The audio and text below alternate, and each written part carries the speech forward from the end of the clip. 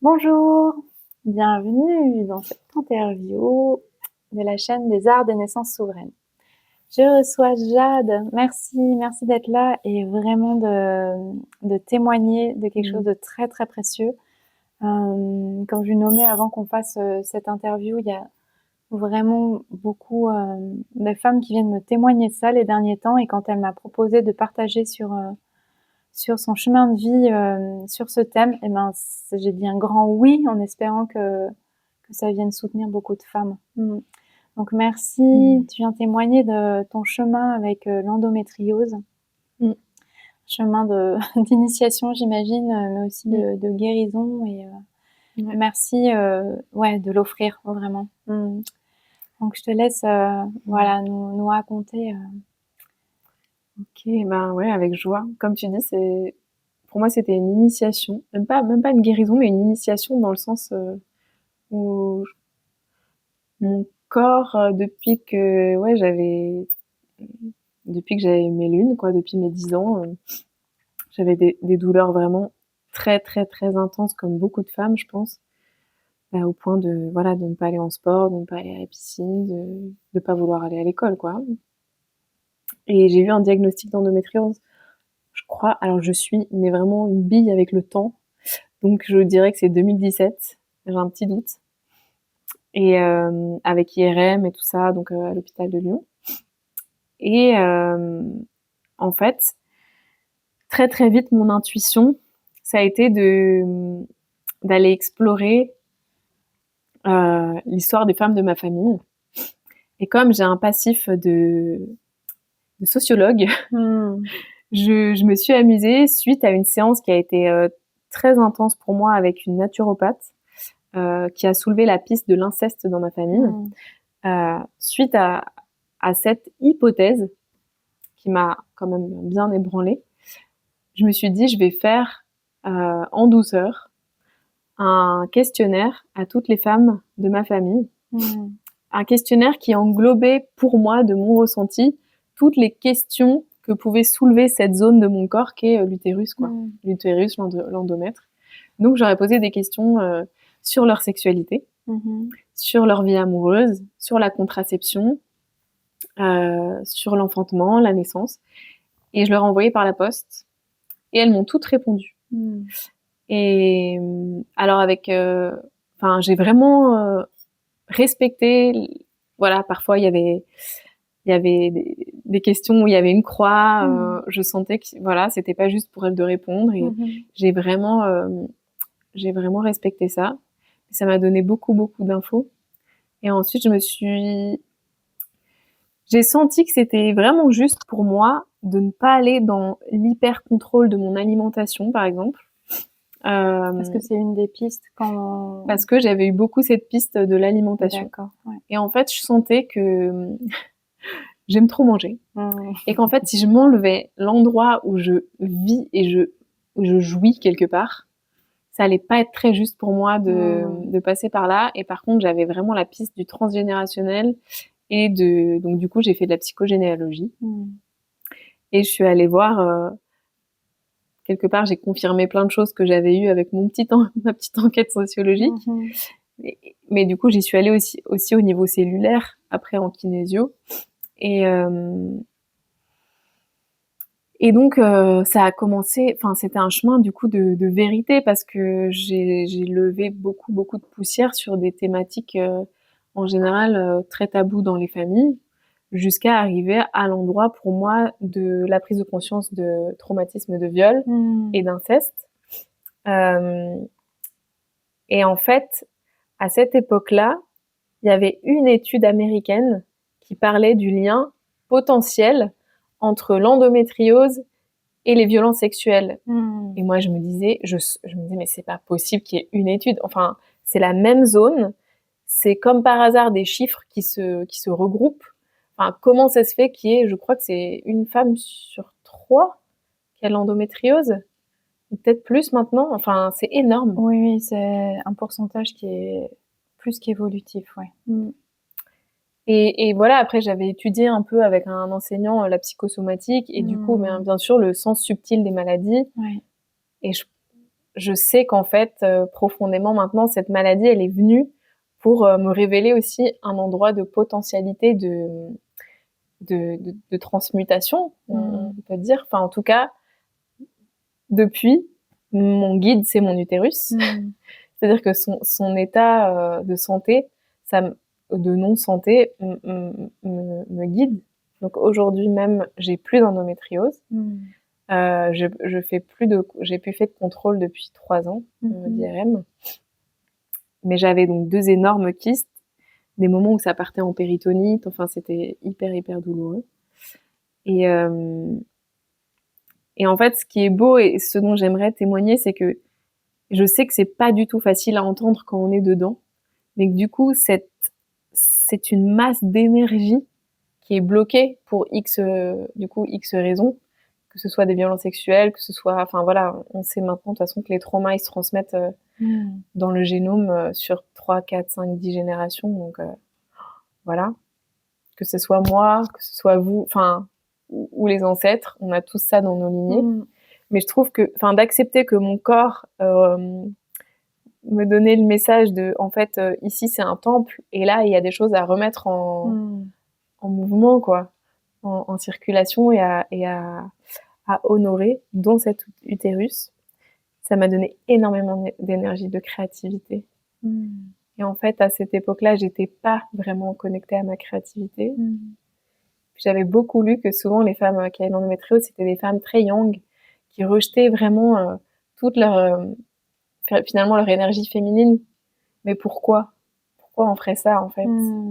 Moi, j'ai eu besoin d'amener beaucoup de douceur et de tendresse vers ça. Pourquoi? Moi, j'étais un garçon manqué quand j'étais petite. J'avais peur d'être féminine et belle pour tout un tas de raisons que j'ai compris après.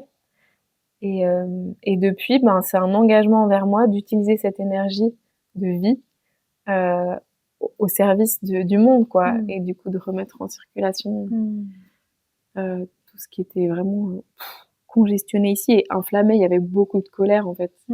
Beaucoup de colère. Et voilà. Et aujourd'hui, j'ai des lunes qui sont presque plus douloureuses. Je crois, on m'a beaucoup dit que l'endométriose, ça voulait dire infertilité.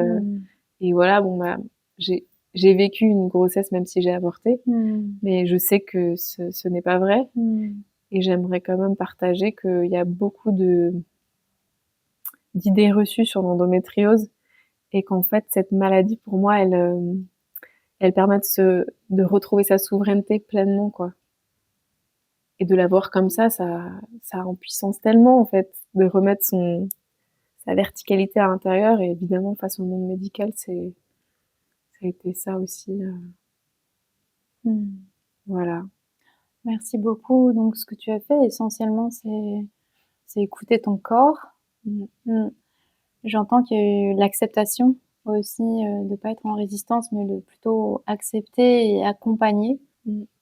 Et l'accompagnement, toi, intuitivement, ça a été vraiment avec le transgénérationnel, d'aller voir qu'est-ce que ton corps voulait révéler, comme tu disais.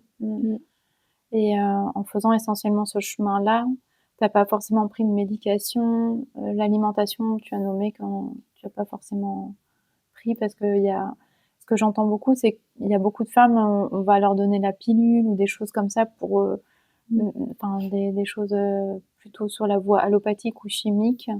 Et toi, t'as pas du tout pris ce genre de choses, ou à des moments t'as jonglé avec. Pendant une période, je devais prendre de l'Antadis, qui est hyper puissant contre les douleurs de règles. Mais j'ai quand même envie de préciser, je connais des personnes qui ont eu des endométrioses peut-être 10 fois plus graves que moi, et du coup qui sont allées vers la chirurgie et tout ça. Donc j'ai juste envie de dire que, enfin, je comprends très bien et j'entends bien aussi qu'il y ait besoin d'aller vers ça. Bien sûr, oui. C'est juste au cas où, parce que parfois on n'est pas contre ou pour quelque chose, mais c'est juste pour peaufiner ton chemin, en fait. Parce que quand on est on reste des exploratrices, explorateurs en autonomie de santé, donc on va venir. C'était juste pour clarifier, Il y a eu ça, et puis quand même j'ai eu tout un accompagnement en gémothérapie à un moment. Donc cette naturopathe qui m'avait aiguillé sur la piste aussi, du coup, de l'intrusion. Est-ce qu'il y a eu autre chose? En fait, j'ai quand même essayé beaucoup de choses. Oui, c'est ça. Par petites touches. J'avais quand même remarqué que si je mangeais moins de sucre, moins de gluten et moins de produits laitiers, c'était quand même nettement mieux. Okay, mais ça, c'était global. Mmh. Et je crois qu'aujourd'hui, on sait bien que ça marche pour absolument tout. Bien sûr, ouais. Donc voilà. Ouais. Je veux dire, pas de secret. En même temps, c'est peut-être une bonne chose de le dire aussi, de le rappeler. Ouais. Mais c'est sûr que pour moi, dans mon chemin, il y avait cet engagement à quelque part à aller voir plus que moi. Oui. Ouais. Et puis aussi de lever, l'expression, quoi, la parole. C'est fort de faire une interview là-dessus parce que moi, pendant longtemps, j'étais incapable d'ouvrir la bouche à ce genre de sujet et de parler de sexualité avec ma famille encore moins. Et donc la petite enquête sociologique m'a permis de faire ça avec un peu de détente, et en même temps, c'était c'est un beau sujet. T'as été très courageuse, de lever ça, et que aussi tu aies des réponses. Oui. Donc c'est vraiment précieux. Merci beaucoup pour ton témoignage. Ouais, vraiment merci, parce que c'est disons que trouver des femmes guéries qui peuvent témoigner et retransmettre, c'est pas toujours facile, parce qu'il faut pouvoir avoir fini son chemin avec pour pouvoir en témoigner. Et donc merci de témoigner de ça. Et à toutes ces femmes qui nous écoutent et qui peut-être vivent ce que tu as vécu, est-ce que tu aurais un message pour elles?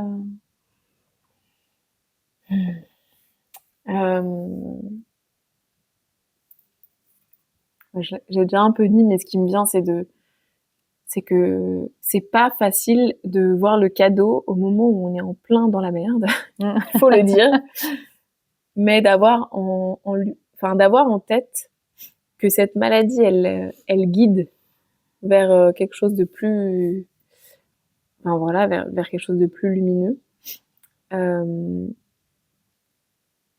Je sais comment le dire. Comment le dire simplement. En fait, je voulais en venir à l'endroit de l'intuition. Parce que pour moi, cette maladie, elle m'a vraiment fort reliée à mon corps, avec lequel j'étais pas toujours en super contact. Hyper fort, donc de manière douloureuse, mais bon, au moins, ça fait retour dans le corps. Et donc aussi, ça dépend pour chacun, peut-être le siège de l'intuition est pas au même endroit, mais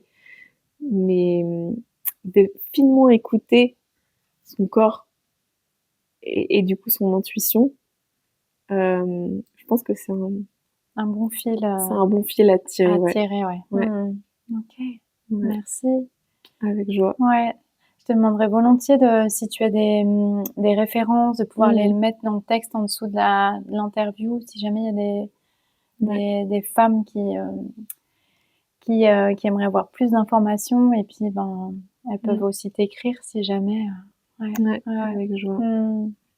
Merci beaucoup, Jade. J'ai un petit truc qui me vient quand même. Vas-y. C'est que du coup, ça m'a emmenée sur un chemin quand même assez profond autour de la sexualité, et que j'ai la sensation quand même que il y a un endroit là où on peut quelque part ne pas y échapper avec cette maladie, et même peut-être plus que l'endométriose, mais que d'aller regarder profondément notre lien, en tout cas moi, mon lien à la sexualité, ça m'a énormément transformée, de faire circuler cette énergie, et de lever plein d'idées et de croyances aussi sur cet espace, quoi. Ouais, autour de ce thème-là. Ouais.